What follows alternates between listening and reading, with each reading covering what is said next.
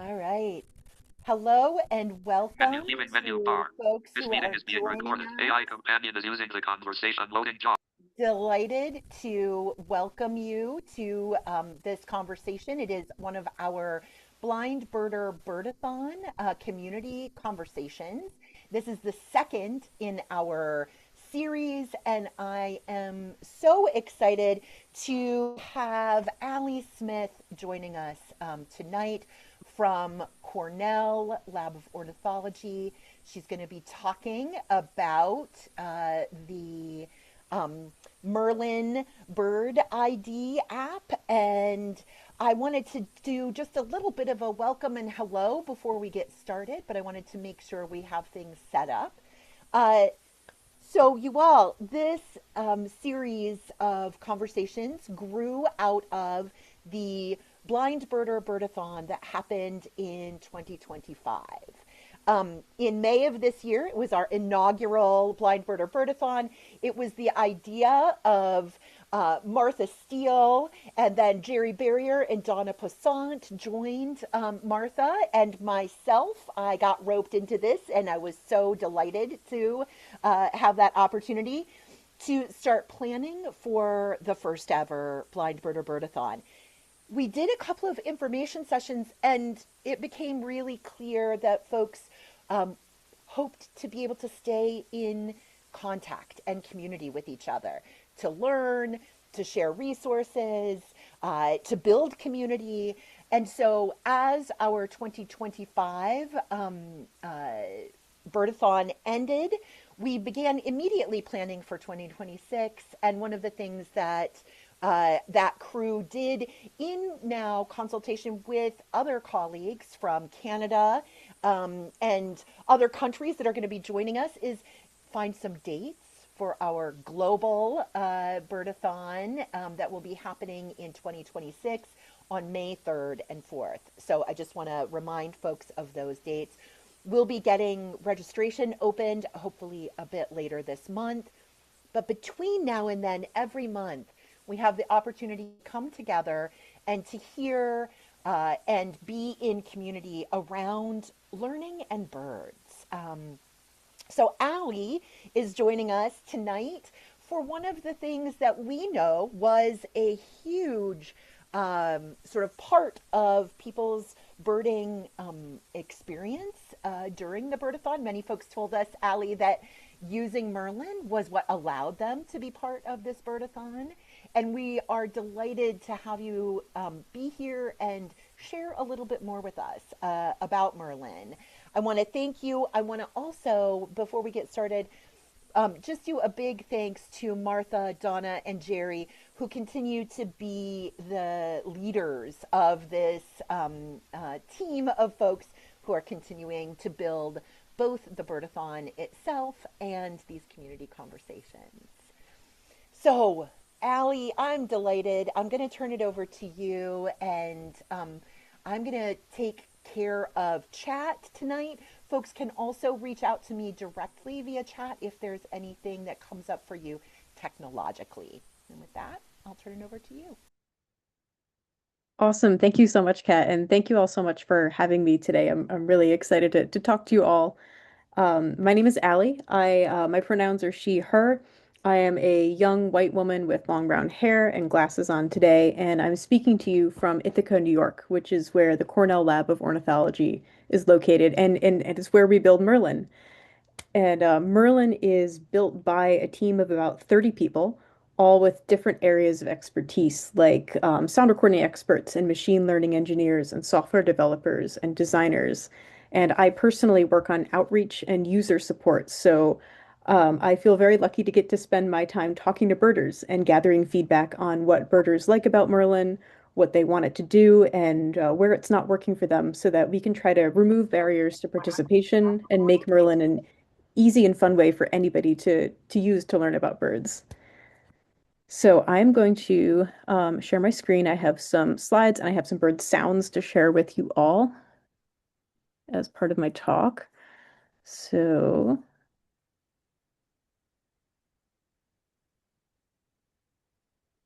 Let's jump in. All right, on the slide here is a photo of a common yellowthroat singing, and the title of today's talk, which is Behind the Scenes of Merlin. And I'm very excited to talk to you all today about how we built this app that can identify singing birds almost like magic. As a quick intro to Merlin, Merlin is a free app that's designed to help you identify birds. And this app is actually 11 years old, it's almost 12 years old already. And it started with the idea that pretty much everyone in the world at some point in their life is going to have the question, wow, like what bird is that? Like maybe they see a really beautiful bird visiting a feeder, or maybe a really loud bird is singing right next to their bedroom window and wakes them up at 4 in the morning. And at some point you'll have that question, and we want to help you answer that question. What is that bird?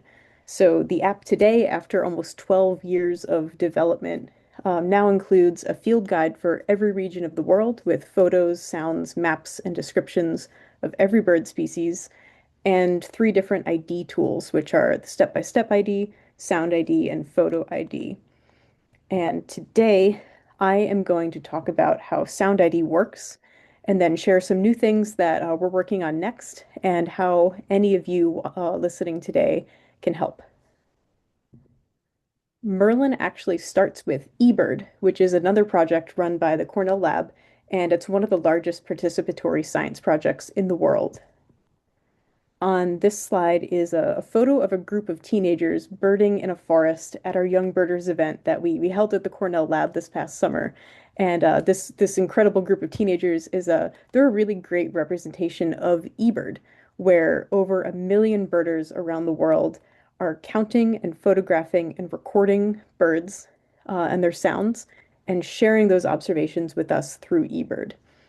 With all of that data that these eBirders collect, we're able to use that to build tools that help you identify birds. And the biggest and most powerful way that we use eBird data is it sounds kind of simple, but it's actually pretty incredible that we can do this, is just using it to generate a list of birds that are likely in your area. So when you open Merlin, it needs access to your location.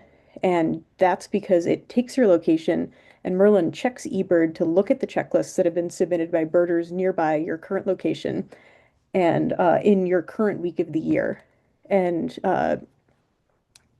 from that check generates a list of what birds are likely to be found in your area, like today. And that's a really incredible help because there's 11,000 species of birds in the world, but only a few hundred might be in your area at any given time.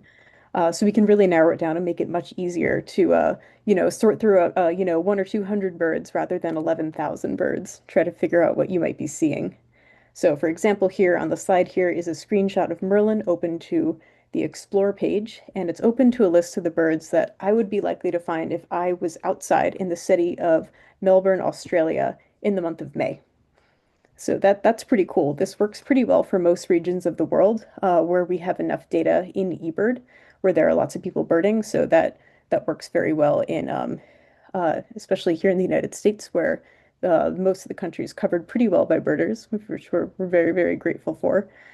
So if you have ever submitted an eBird checklist, thank you. We really appreciate that. You have helped other people in your area learn what birds that they might find nearby. In eBird, you can also add photos, sounds, and videos that you make to your checklist.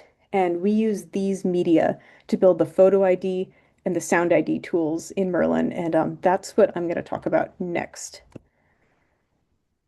Merlin uses a type of machine learning called computer vision to learn how to identify birds by sound. And for Merlin to learn how to identify a bird, we have to teach it what that bird sounds like. So that sounds kind of silly, that we're teaching a computer, we really are. And I like to think of it in the same way that you as a human might learn how to identify birds. So if you wanted to learn what a bird sounded like, you might get a friend to quiz you by playing bird sounds and well, you guess what they are, and you might have them correct you, and so on. So let's try that right now. I'm gonna play a sound right now.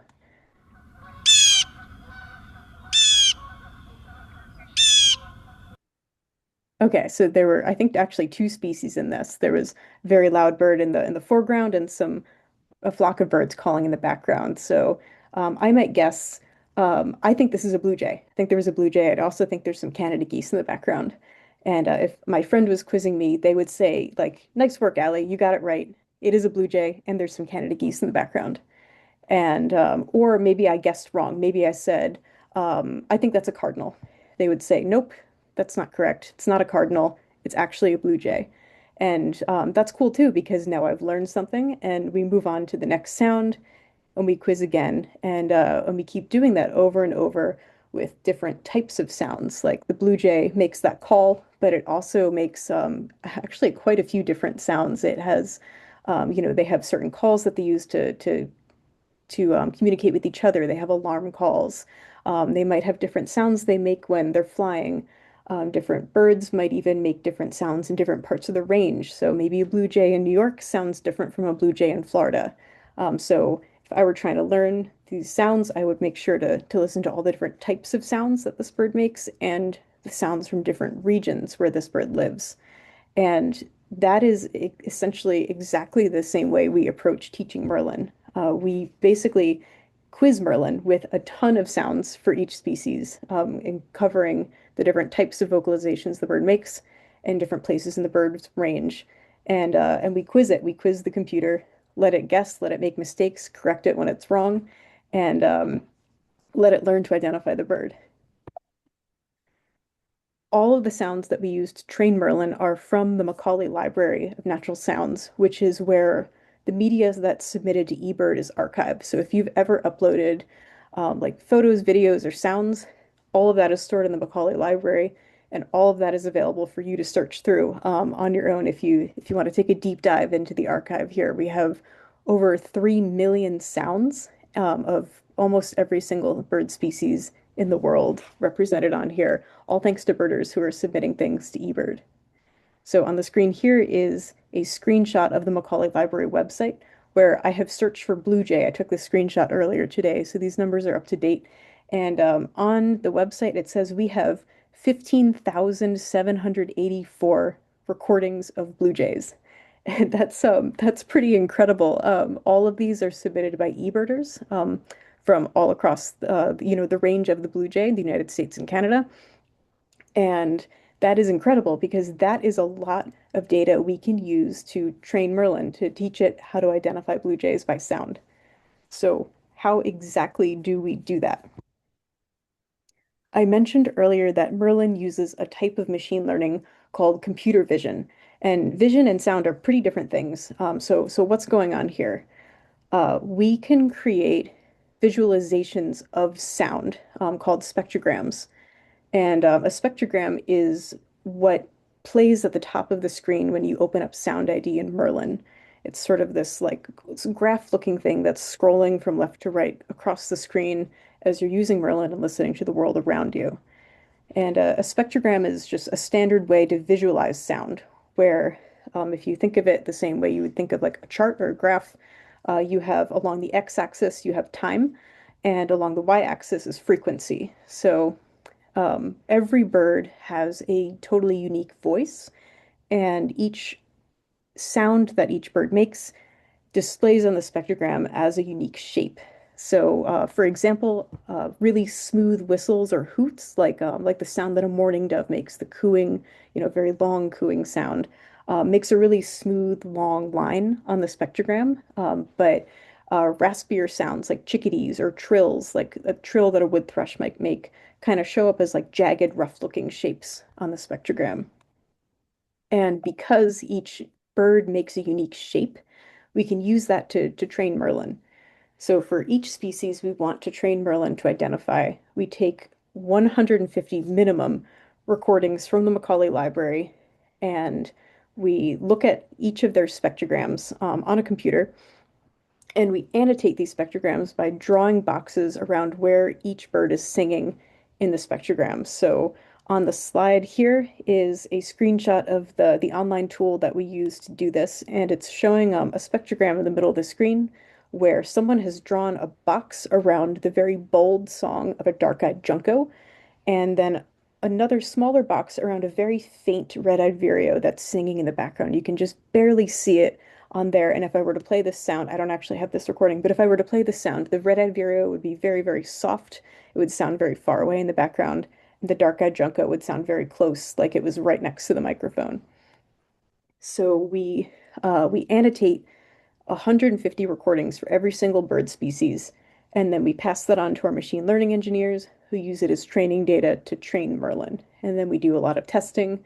Sometimes Merlin hasn't quite learned the sound very well, so we'll go back, we'll annotate more recordings, give it to them again, and so on until we feel that Merlin is identifying the bird accurately enough that we're comfortable putting it in the app.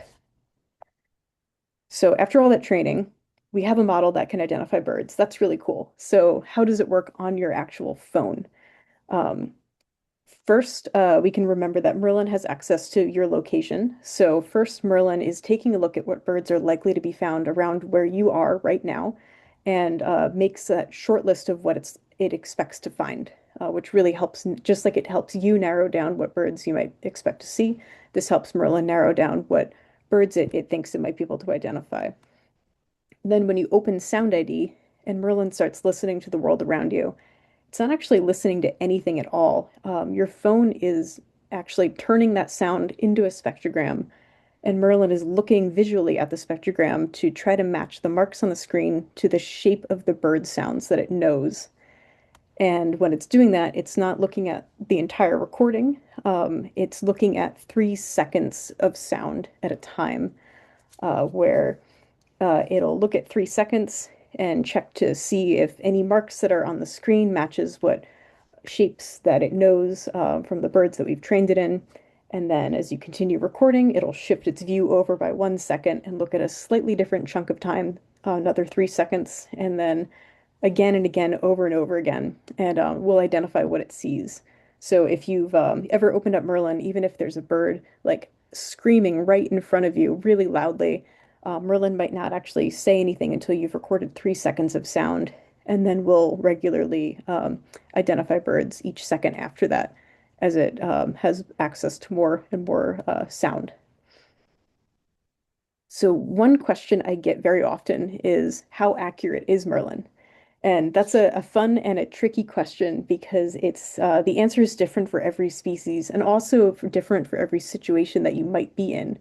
Merlin is generally a little more accurate in places where there's very little background noise. So if you're in the middle of a city and you can kind of barely hear the bird over the sound of all the cars and the life around you, Merlin will have a harder time identifying that. But if you're in the middle of a totally silent forest, there's no wind noise, you're not near any running water, and the bird is very clear and stands out a lot from the background, Merlin will have a little bit of an easier time identifying that. And then species-wise, Merlin uh, has an easier time learning how to identify unique sounding birds than it does identifying birds that sound very similar to one another.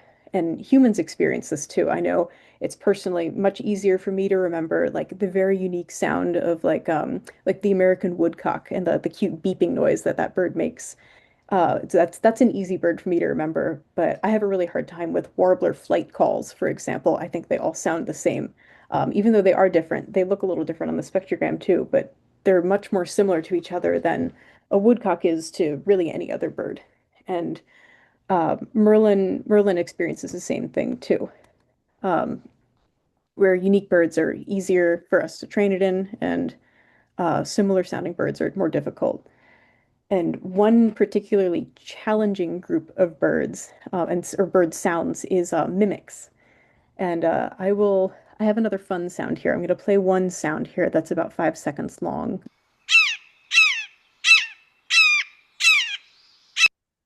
Okay, so that was a goofy sound. That sounds to me a lot like a red-shouldered hawk calling, maybe perched in a tree somewhere. And if I were to make a spectrogram of that sound, it would look a lot like a red-shouldered hawk spectrogram, but that was actually a blue jay mimicking a hawk. And some mimics are so good at what they do, they're so good at being mimics, that the spectrogram that they make is identical to the spectrogram of the bird that they're mimicking. So Merlin can't tell the difference at all between this blue jay imitating a red-shouldered hawk and a real red-shouldered hawk. So I often see this with mockingbirds is another really fun example where Merlin has been trained on, last I checked, we've trained it using over 400 recordings of different mockingbirds.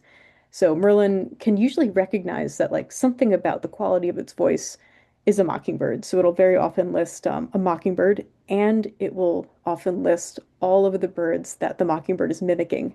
So it might look like you have like 10 different species on your sound ID list when really it's only one bird singing. And that's just because these birds are so good at what they do that their spectrograms look identical, and a computer and honestly, me included, a lot of humans can't tell the two apart, which I think is pretty cool. Birds are awesome. Right now, Merlin can identify a total of 2,066 species by sound. And that includes most birds that make sound in the US and Canada. Not all species in the US and Canada. It can identify about 630. Birds that are missing are, there's a couple that do make sound that we don't have enough recordings for yet that I'll talk about later. And then couple other birds that aren't in there are birds like turkey vultures, where turkey vultures do make some noise. Like if you were to stumble across their nest, they would hiss at you. But generally, when you're out birding, you're never going to hear the sound a turkey vulture makes. So we just don't have a lot of recordings of that bird. Doesn't feel like a priority to include turkey vulture hissing in Merlin. So that bird is not in Merlin is not able to identify that bird by sound. So birds that are silent most of the time, like wood stork even is another good example, are not in Merlin. But essentially every bird that you could like reasonably go outside and record with your phone is included in Merlin for the US and Canada and Europe. And Merlin can also identify common and widespread birds of Central and South America, India, Taiwan, Australia, and New Zealand, with hopefully many more birds coming soon. And this is really exciting, first because it's just really cool that I can't identify 2,000 birds, so I'm very grateful to have the help of Merlin. I think it's really cool because this is all possible because of birders, just normal birders all around the world that are going out, making eBird checklists and recording bird sounds, whether that's with microphones or with their cell phones even. In total, the sound recordings that we use to train Merlin to identify these 2,066 birds, the sound recordings we used were recorded by 19,000 different birders around the world, which is pretty incredible. That number always really amazes me. It's like I feel like I have 19,000 birder friends in my pocket, helping me identify what I'm hearing. So that's a quick overview of how Sound ID works.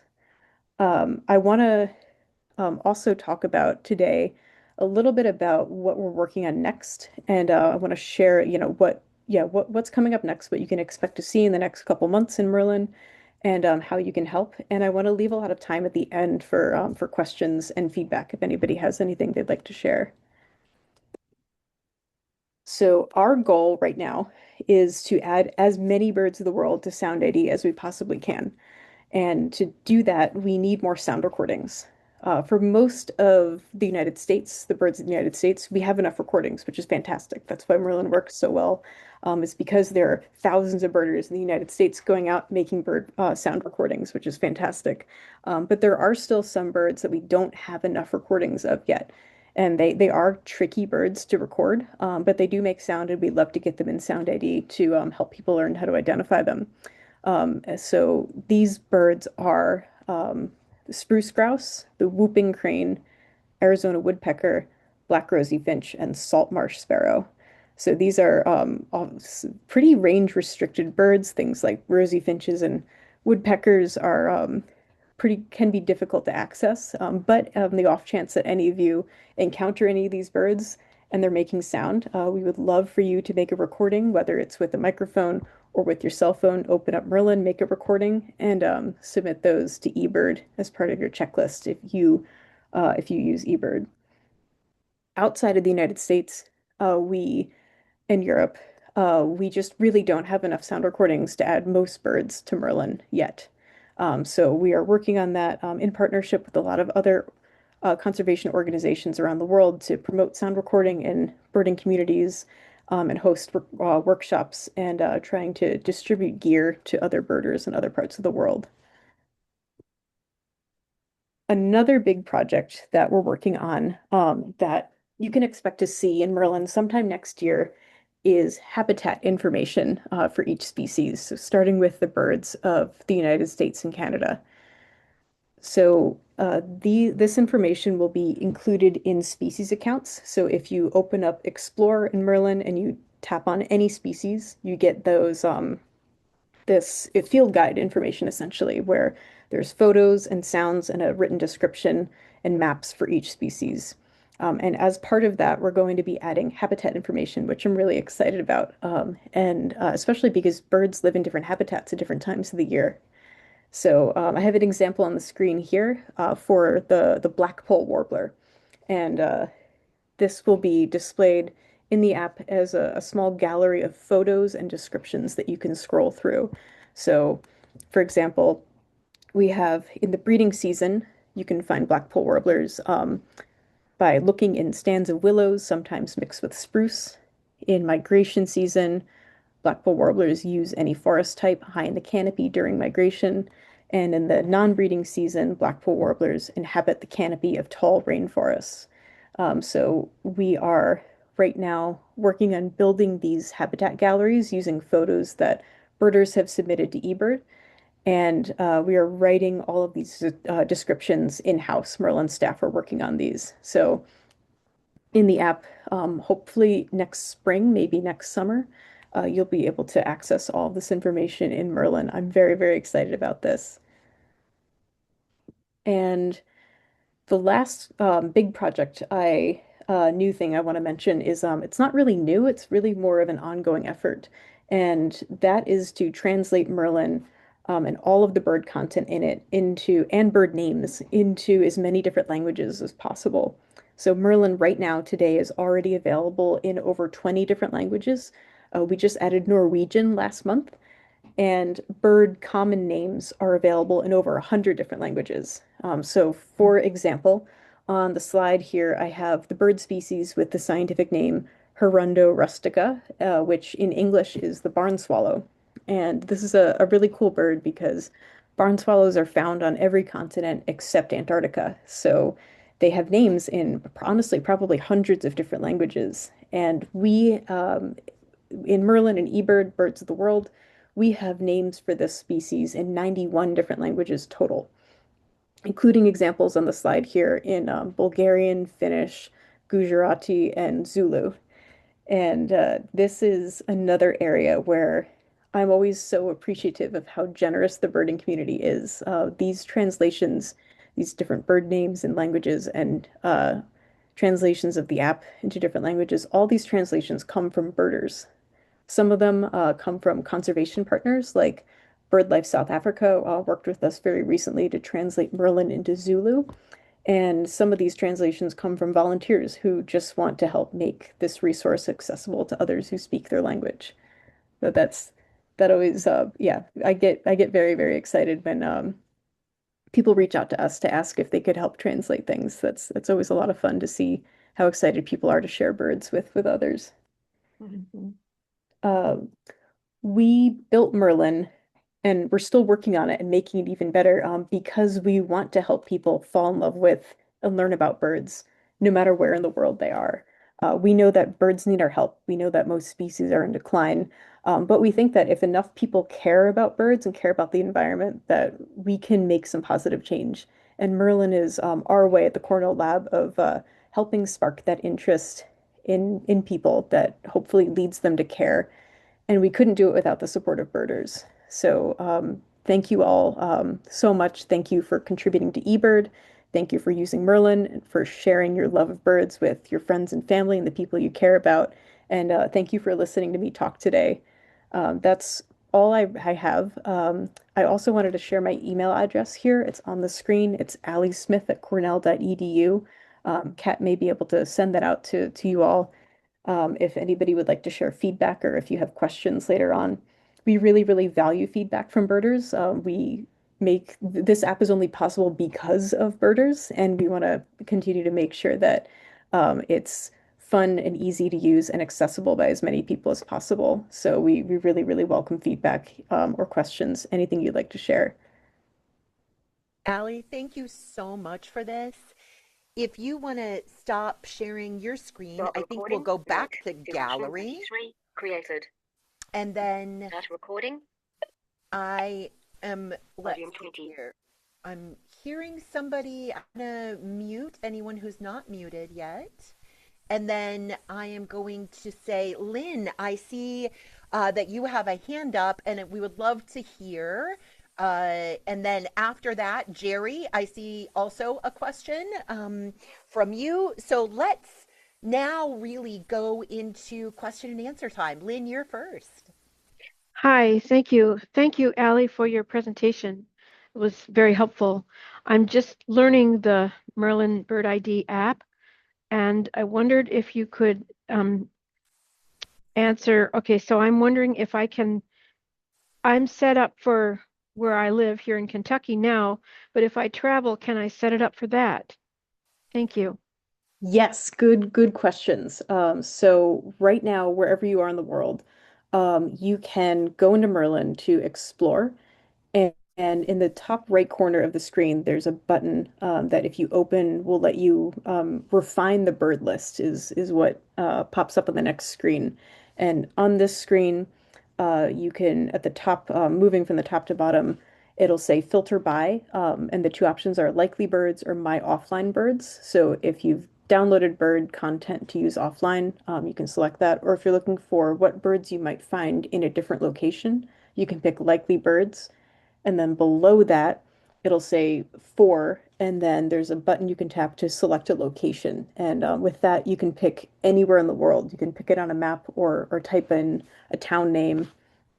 And and then below that is a calendar where you can pick, or a drop-down menu where you can pick a date, whether that's today or if you're planning on traveling, maybe you're going to Florida, next month, you can say, I want to know what birds are likely in Orlando, Florida in the, January 15th, and Merlin will give you a list that way. So that's one way I would suggest setting it up.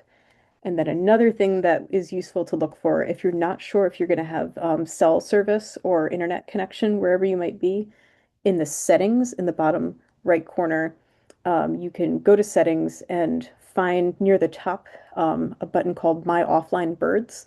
And in here, you can add a region. You can add a region for anywhere in the world, and it'll download all of those photos, sounds, and descriptions so that you can use that even if you don't have cell service.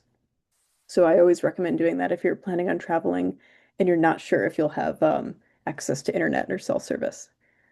Thanks for that, Allie. Is that kind of like the bird packs in eBird, where it's like Yes. update your packs? Yeah. Where are you Yep. going to be? Right. So, okay, great. So that's a very similar thing that you can do then in Merlin.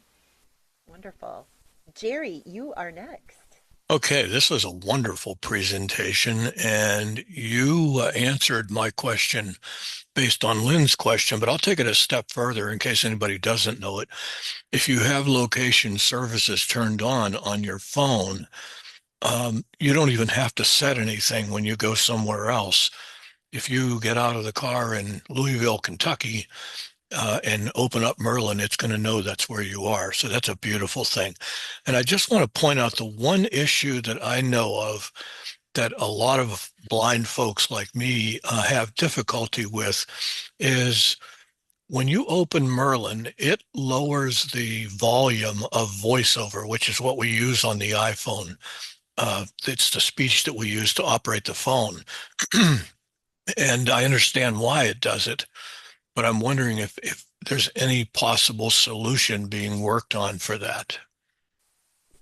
Okay, yeah, thank you. Thank you for that. I know that that's feedback I've heard before too, and is something we plan to look into, hopefully sooner than later. I can't make any guarantees on when we're able to work on certain things, but I can say we did just hire a new software engineer. So now we have 3 people working on the iOS app instead of 2. So we've just greatly expanded our bandwidth to tackle things like this. So I am going to write that feedback down and also feedback that anybody else has, and I'm going to bring that to our iOS team tomorrow. And hopefully we can get some of this on the list for them to take a look at next year. Well, and I hope you'll emphasize to those people that whatever they do, don't do anything that makes Merlin less accessible than it is now. Thank you. Yes, yeah, absolutely. Thank you. Thanks, Jerry, for that. I have a couple of other folks who have questions, but before that, I do want to also ask or make a comment, which Alli is, as in so many other places, often squeaky wheels get the grease, right? Like, so the louder this community is, or the more we self advocate, which many times we're very good at self advocating, the more times we advocate for those changes to be made, I'm imagining the easier it is to convince folks to move that up, right? In the, I'm sure, never ending task list that you all have. I know you had offered your email as a way to share. Are there other ways that folks should be thinking about where or how they could share that would be a useful update or something that they really hope might happen? Yeah, thank you for that. My job is to collect feedback from the birding community and summarize it essentially, bring it to the developers. So if I have one message from one person saying this is a problem, it's pretty likely that that'll not get fixed quickly. But if I have 5 or 10 or 20 or more people that are saying the same thing, that suddenly becomes a much higher priority. So I can receive that feedback in really in any way, whatever's easiest for you. My email is probably the most direct way to get that to me. And we also have a help form on our website that you can use to submit feedback to the help desk, which will also get to me just in a slightly different way. So email might be the most efficient, but I can also send you, Kat, a link to our ticket submission system if you want to include that too. You bet. I'm happy to include that, but I will say thank you for sharing your email, which bypasses some of those steps. We really Yep. appreciate that too. Martha, you are next.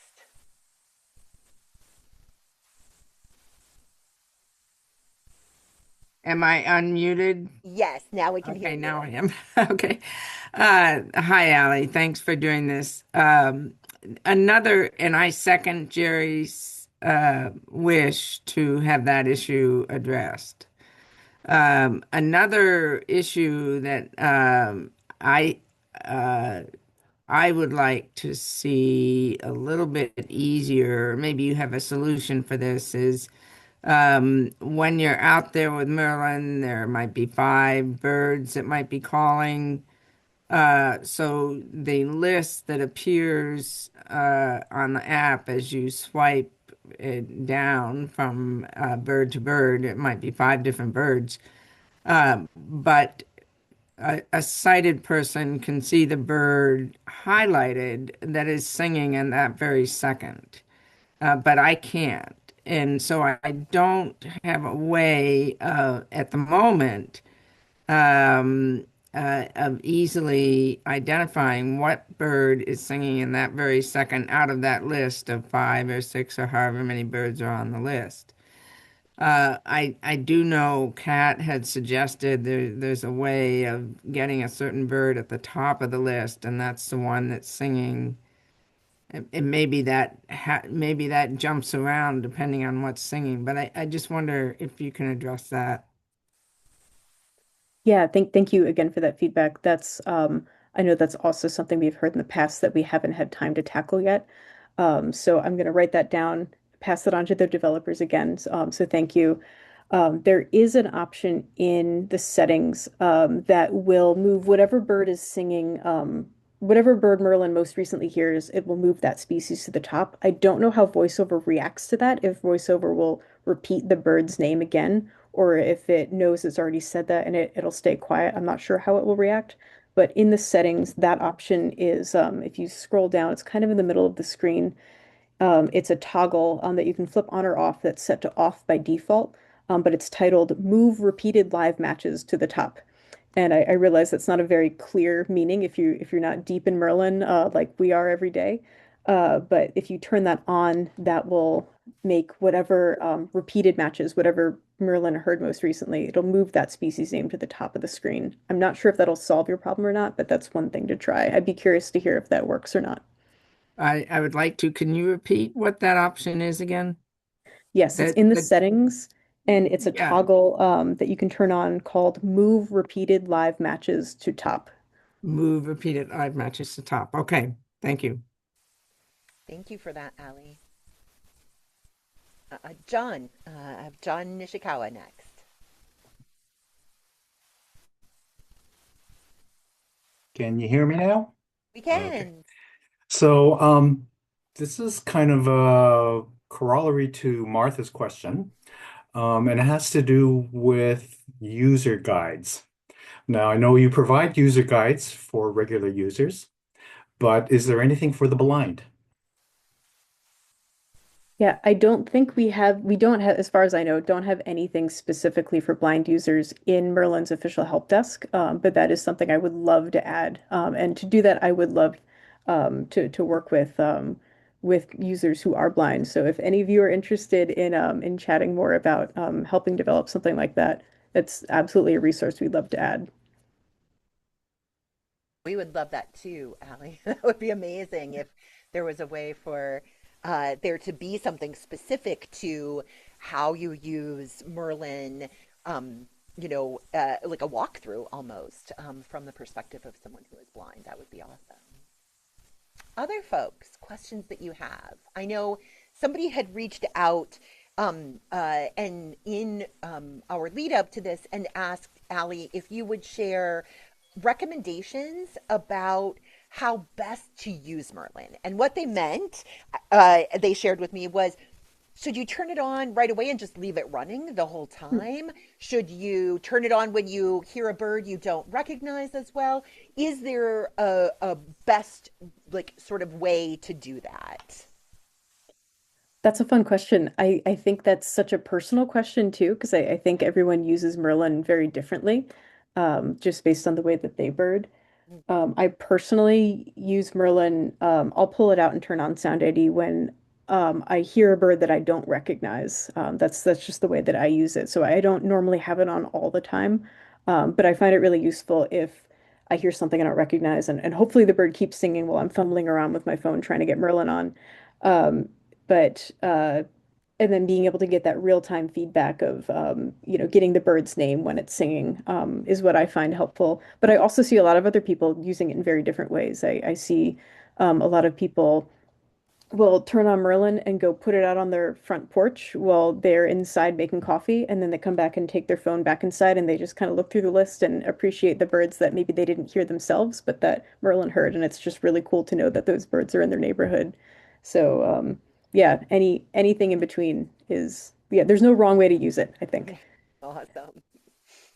Do other folks? Some Oh, yeah, actual oh yeah, some please. useful tips of just generally trying to get the most help out of Merlin is some things that you might already be thinking of, but that might not always be totally obvious are the biggest thing that I notice that people could do to help is you are the closest thing to your microphone all the time. So if you are actively walking, you're talking even, all the sounds that you're making are way louder than the sounds of the birds really far away that you're trying to record. So if you hear something and you want to identify it, like stopping, and just standing for a moment can really help Merlin, get a better listen to what it's hearing. The sound of your footsteps if you're on a gravel pathway or if you're wearing a raincoat and you're making all kinds of swishy sounds while you're walking, can really mask the sounds of the birds that are around you. So just yeah, remembering that you are much louder than the birds are because you're closer to the microphone is that's I think the best tip that I have. Awesome. Thank you for that. John, I see you have another one, another question. Yes. So, just a question about, if what is the best way to record bird song. I know you had mentioned about using the Merlin app. There's a lot of other apps for recording things. Are there any recommendations on what the best apps might be to record and to transfer into eBird? I guess it would be so. Yeah, fun question. Yeah, so my first question for you was going to be, what do you want to do with the recordings? So if you just want to keep them so you can listen to them personally later on, really any app on your phone works. I know a lot of people use the voice memo app. We recommend Merlin specifically because it records in WAV format, whereas a lot of other apps record as MP3s. And the downside is that WAV files are much larger than MP3 files, so it takes up more storage on your phone, but the quality is better. So that's important if you're planning on uploading that to eBird in the future. So Merlin is set up well for that. We are, as another fun update that I didn't share in my presentation, hopefully in the first half of next year, we are planning on adding a way to record and upload birds straight in the eBird app, and edit recordings in the app as well, because we know that's a massive barrier to contributing. You can go outside and make as many recordings as you want, and then right now you have to go back home and send the recordings to yourself in your email and open them up in a program on your computer and trim them and normalize them and then, figure out how to upload it on the website. And that's a lot of steps to expect anybody to go through.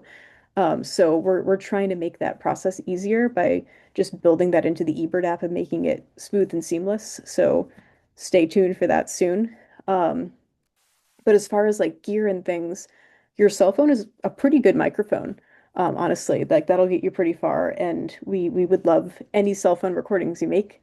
But if you're interested in making like really high quality recordings, there are a lot of different types of microphones and gear out there at different price points that we can recommend. And I can't maybe I think Yes. on the list later on in Next. this series, I believe Jerry was going to talk Yeah. about gear. So he might be the man to talk to about that. Absolutely. I was just going to say, you all are setting me up for my pitch to join us in January, because January 20th, Jerry is going to be joining us to talk very specifically about recording bird sounds and about the kinds of tools that are out there, about how to approach it.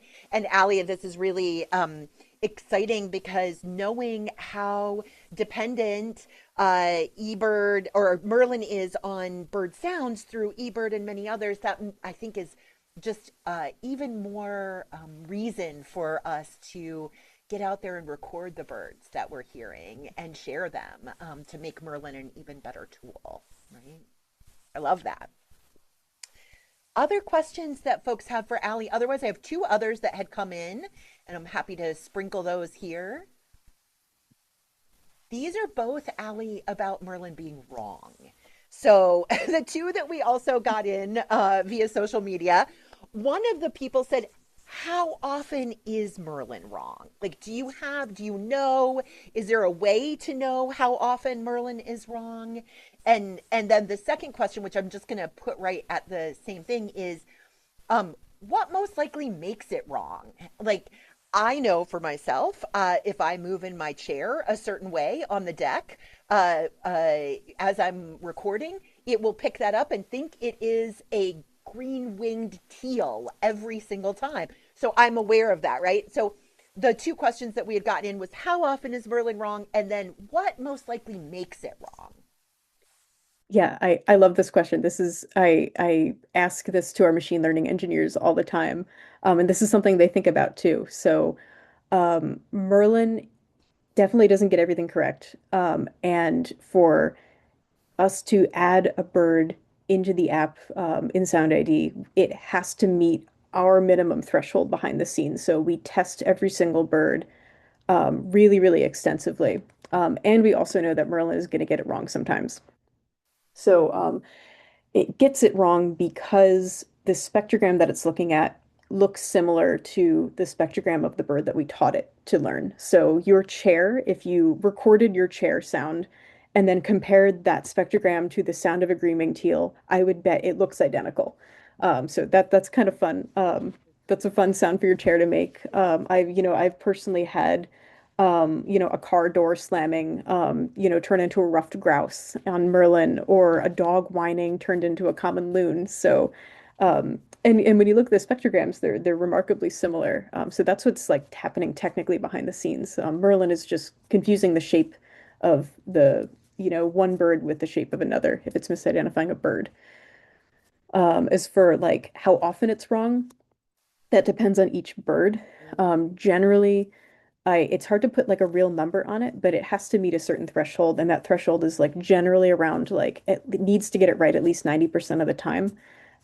That number is different for each species, and right now we have over 4,000 species in training in Merlin that are not at that minimum threshold yet. So we're just not comfortable putting those in the app yet because Merlin is just wrong with them most of the time. So with more and more training, we'll get Merlin to learn it better, and they'll end up in your phone at some point. So I don't know that I really fully answered the question, but I hope that gives you a better idea of what decisions we're making behind the Yeah, scenes to try to make sure it's right most of the time at least. absolutely. Martha,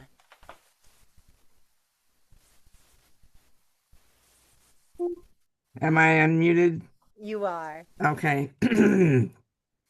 I had one comment and then a question, which is I always remember the story of a birder who was walking with his daughter in a stroller, and he turned on Merlin and he was looking at it, and his daughter made a sound, and Merlin said, "Great blue heron."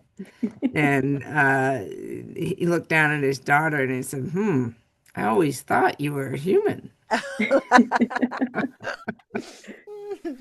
So that it's kind of funny.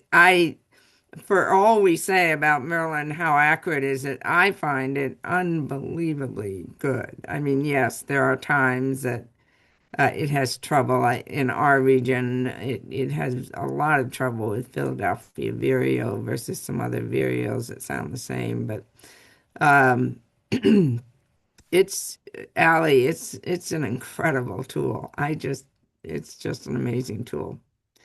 Um, but my question goes back to the location. So I had understood. I live in the eastern part of the US, so when I downloaded, it gives you options of what regions of the world or the states or North America, South America, whatever, to download birds in that area. So I downloaded, I think it was Eastern US. But if I go to California or if I go to Vancouver, I always thought I had to download the Western or uh, version before I could use Merlin. Are you saying I don't necessarily have to do that? Yeah, okay. So sorry, I don't think I was super clear earlier. So you can open up Merlin and use Sound ID, and it will work anywhere you are without you needing to do anything, as long as it has access to your location. So when you download Merlin, it'll ask your phone will ask you like, do you give Merlin Bird ID permission to access your location? And as Yeah. long as you've done that, um, Sound ID will work wherever you are. Okay. But if you want access to all of those photos and sounds and descriptions and maps, that is the content that you would need to download ahead of time before you go somewhere if you're not sure if you'll have cell service or not. But Sound ID will Okay. always work if Merlin has access to your location. Okay. That's Awesome. good to know. Awesome. Jerry, you had a question? Yes, I would like to actually make a comment. I want to point out one of the reasons why Merlin is so valuable to those of us who cannot see, and that is this. I've been birding for over 50 years, and for most of those years, unless I had another birder with me who could see the bird, I could never confirm that what I thought I was hearing was really what I was hearing. And with Merlin, that is no longer a problem. And that is a huge thing. I mean, for all the years that I've been birding, I would always think, I wish I had somebody with me. I think that's a great blue heron, but I'm not really sure. And by the way, I have a different app that identifies bird sounds And it often will say there's a great blue heron in my yard, and it somehow always happens when one particular dog barks. So I know that it's a dog and not a heron, but I just, I can't emphasize enough just how valuable this app has been to me and other blind birders. Thank you. Yeah. I really appreciate that. I will pass that on to our developers.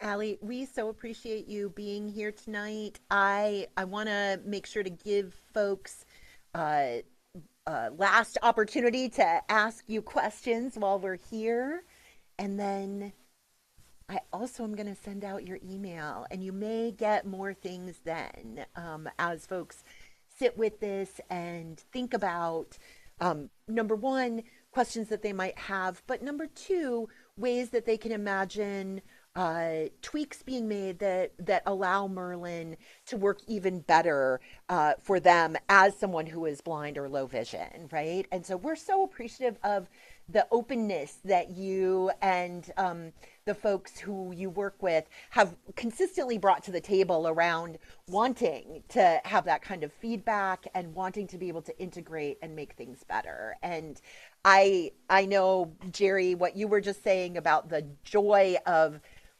having this tool, this amazing tool, is shared by so many people. And so, Alli, thank you for your role in helping to make that happen and for being willing to come and chat with us about it. We're really, really delighted every time we get to be in spaces with you. Yeah, thank you so much. Yeah, thank you for having me, for everything that you do with birdability, for everything that you all do here as birders. And yeah, please send any questions, any feedback you have, whether that's like right now or tomorrow, or like if you think of something in a year, that's great too. We'd always love to hear from you. You bet. So, friends, I think we're going to end for tonight. I will remind you January 20th is our next community conversation for the Blind Bird-a-Thon. And Jerry, you're going to be there chatting about recording sounds and sharing some of the tools and tips around that. And then I want to remind you that in March, just as migration gets in the swing of things, Scott Weidensaul will be joining us to talk about migration. We're really excited about that.